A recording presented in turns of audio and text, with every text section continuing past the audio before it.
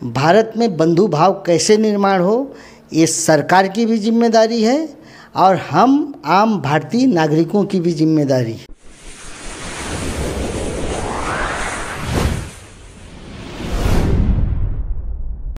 छब्बीस नवंबर हर भारतीय नागरिकों के लिए आज का दिन बहुत अहम है। आज के ही दिन संविधान सभा में संविधान अंगीकृत किया गया था।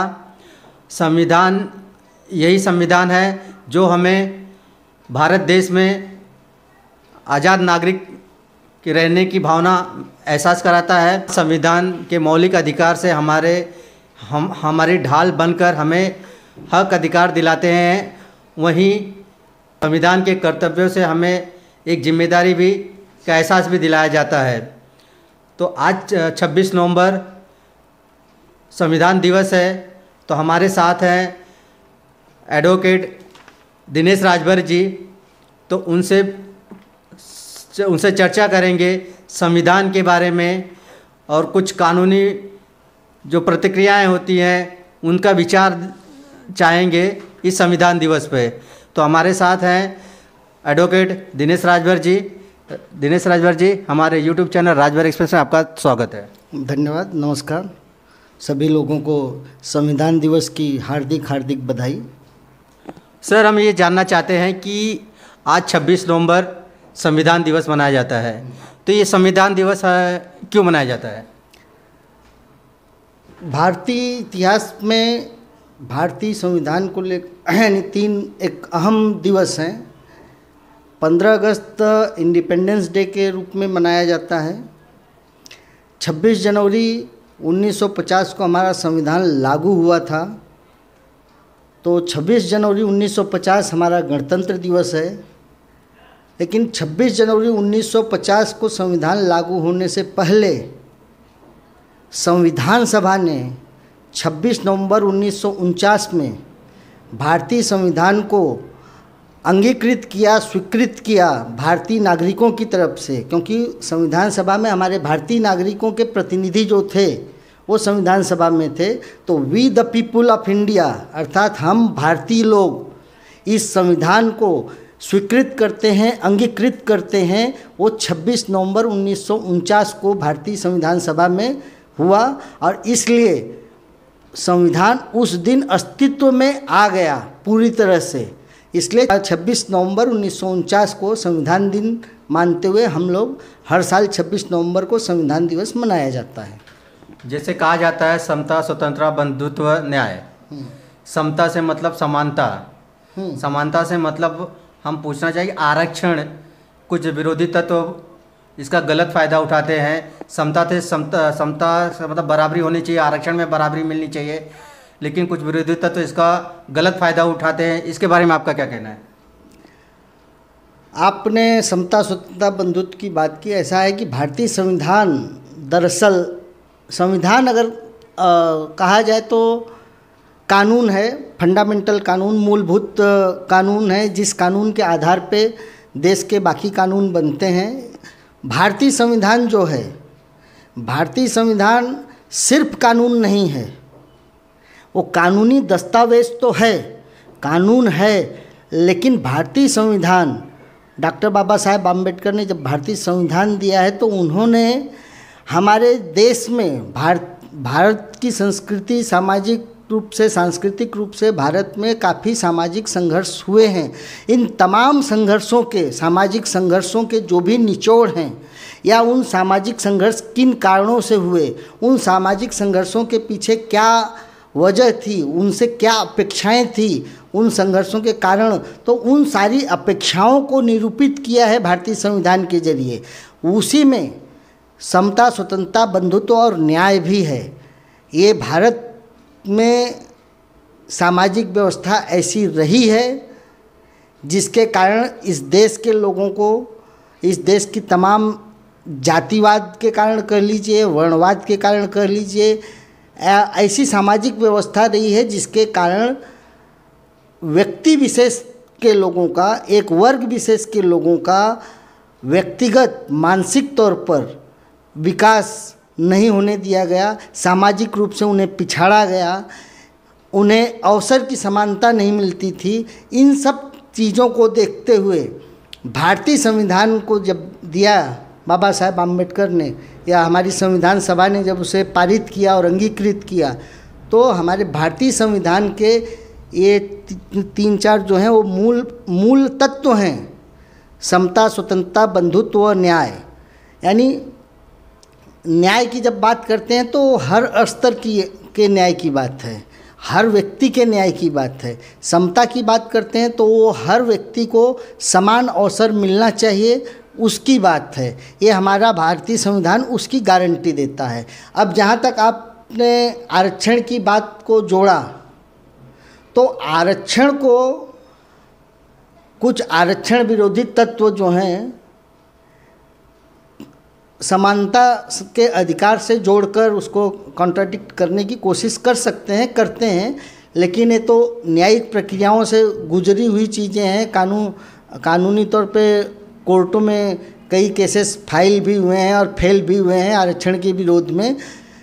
आरक्षण जो है भारतीय संविधान में दिया गया आरक्षण 341, 342, 340 इन धाराओं के तहत जो आर्टिकल्स के तहत जो आरक्षण दिए गए, इन अनुच्छेद के तहत, वो समानता की गारंटी देने वाले आर्टिकल हैं।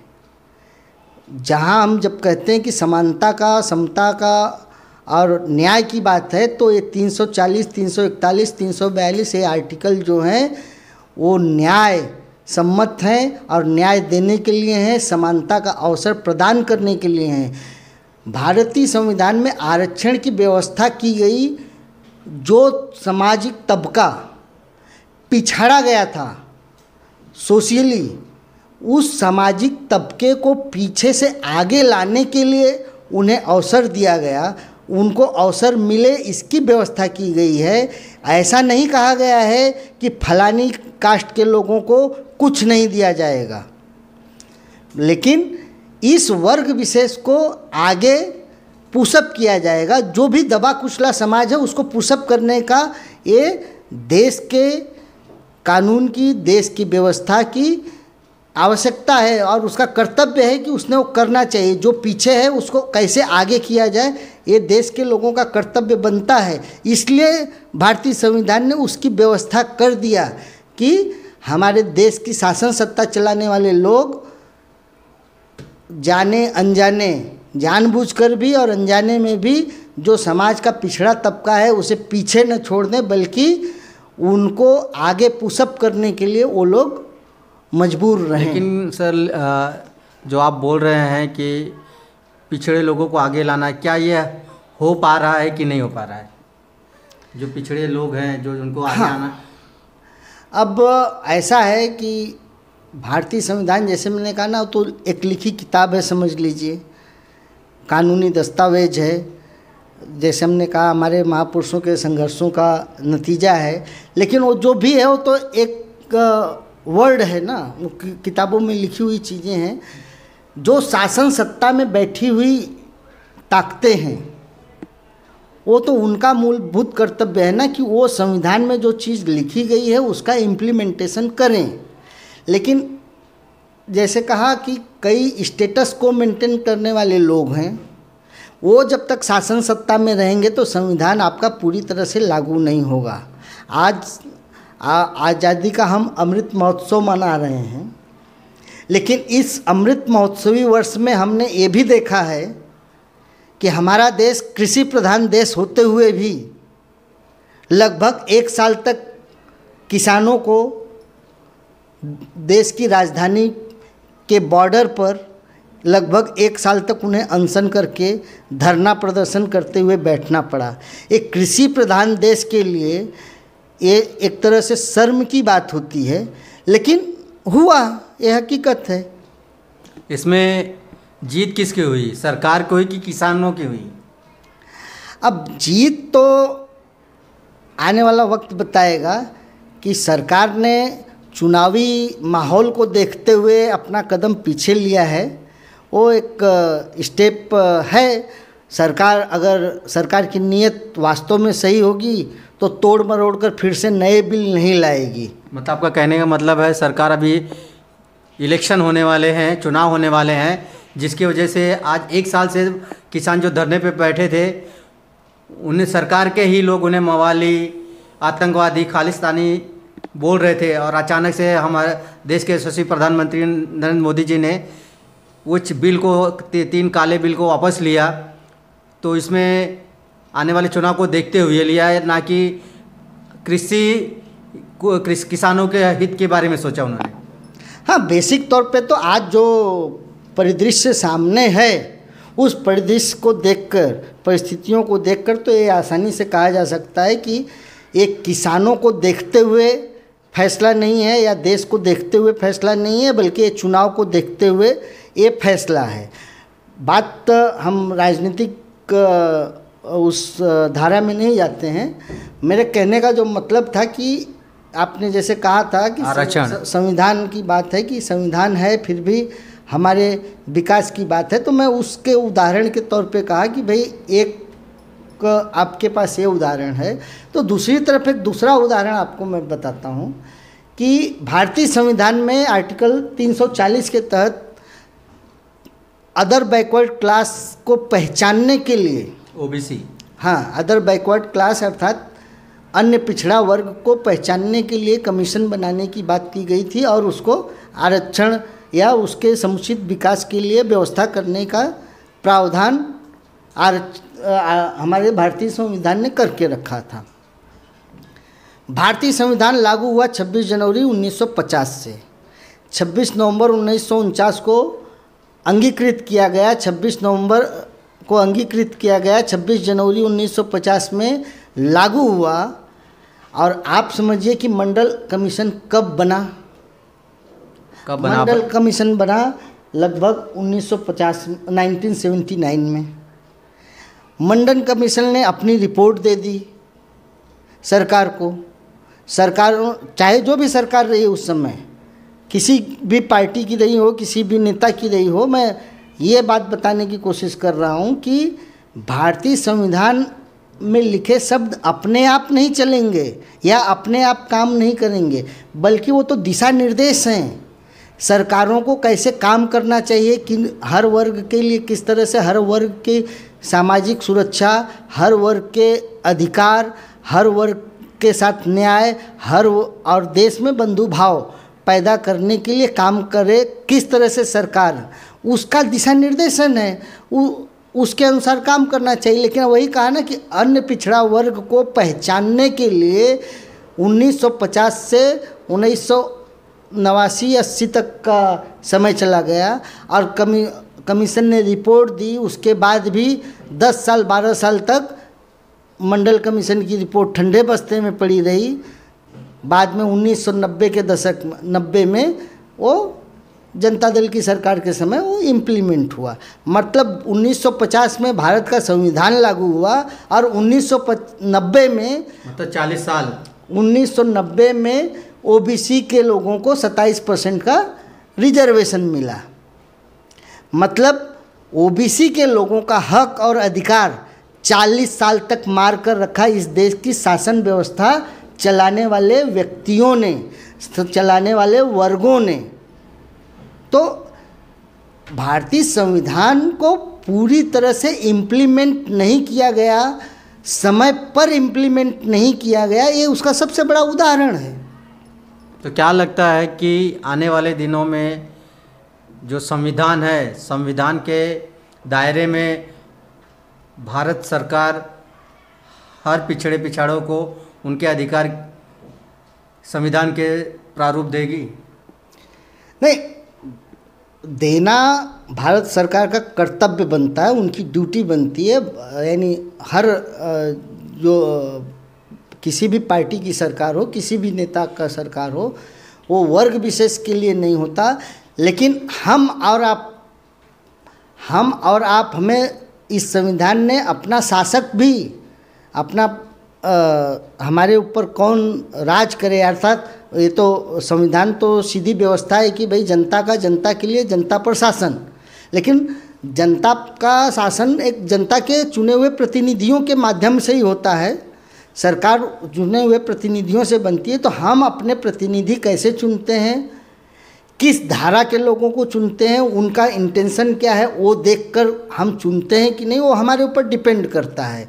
अगर हम नहीं उस तरह से चुनेंगे तो जिन वर्गों ने सामाजिक व्यवस्था को इस तरह से बनाया या इस तरह से चलायमान रखा कि उस सामाजिक व्यवस्था में वर्ग विशेष के लोग पिछड़ते गए या पिछाड़े गए, अगर ऐसी ही सामाजिक व्यवस्था चलाने वालों को हम शासन सत्ता देते रहेंगे तो संविधान वास्तविक रूप में पूरी तरह से इम्प्लीमेंट नहीं होगा और हर वर्ग का विकास नहीं होगा।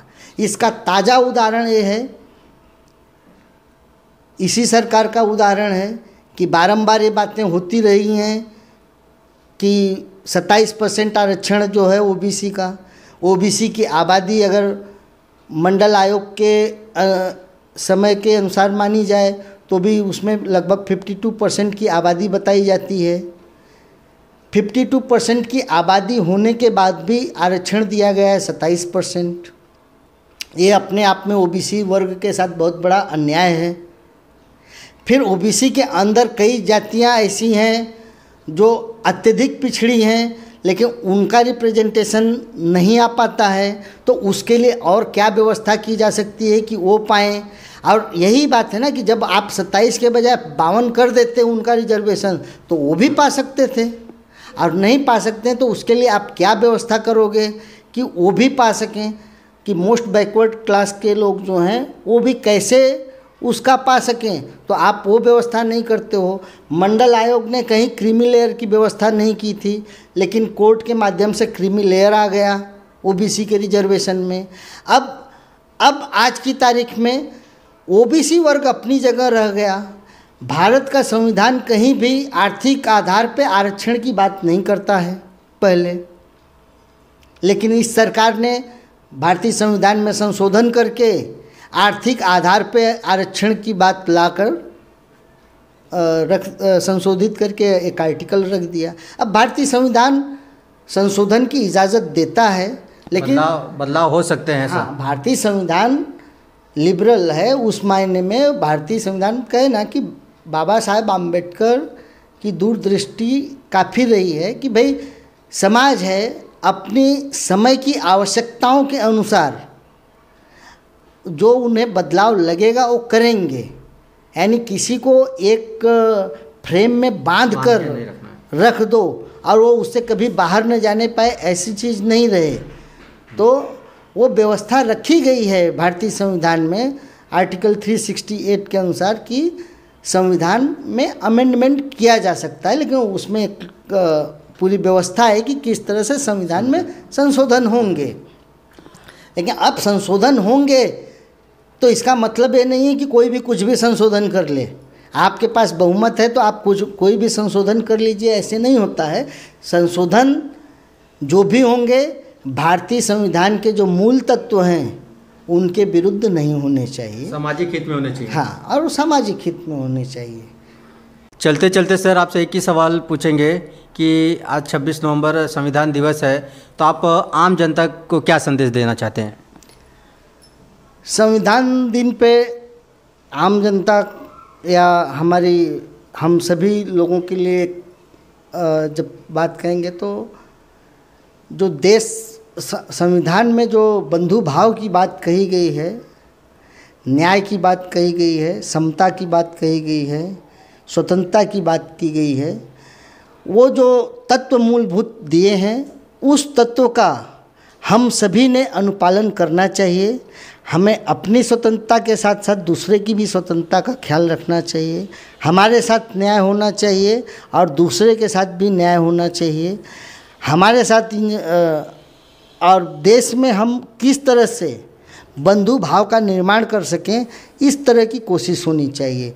जैसे आपने शुरुआती ओपनिंग में आपने आरक्षण की बात कही थी, तो मैं उसी पे थोड़ा सा प्रकाश डालूँगा कि भारतीय संविधान ने जो आरक्षण दिया, जैसे जब कहते हैं ना कि भाई बाबा साहेब ने, तो बाबा साहेब आम्बेडकर ने संविधान सभा में वो सारे प्रस्ताव जब रखे गए हैं उन पर चर्चाएं हुई हैं और संविधान निर्माताओं हैं, आर्किटेक्ट हैं संविधान के, बट ये कहना आरक्षण विरोधी ताकतें जो हैं उन्हें ये जानना चाहिए कि ये आरक्षण की व्यवस्था संविधान सभा ने पास किया था, पारित किया था, अंगीकृत किया था, इसलिए आरक्षण का विरोध बंद कर देना चाहिए आरक्षण विरोधी ताकतों ने।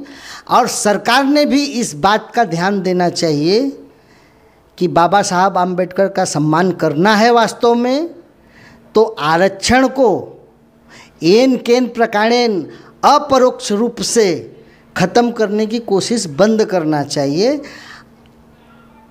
आरक्षित वर्ग में आने वाले तबके को आप इस कदर मजबूत बना दो कि वो खुद आरक्षण छोड़ने के लिए तैयार हो जाए, नहीं तो आरक्षण ज़बरदस्ती कोई नहीं चाहता है। आप मान सम्मान दो, आप उन्हें प्रतिभाग दो। आप आज लेटरल भर्ती की व्यवस्था ला रहे हो, यानी वो इनडायरेक्ट आप आरक्षण को भी ख़त्म कर रहे हो और एक वर्ग विशेष के लिए गैर कानूनी तरीके से आप आरक्षण ला रहे हो।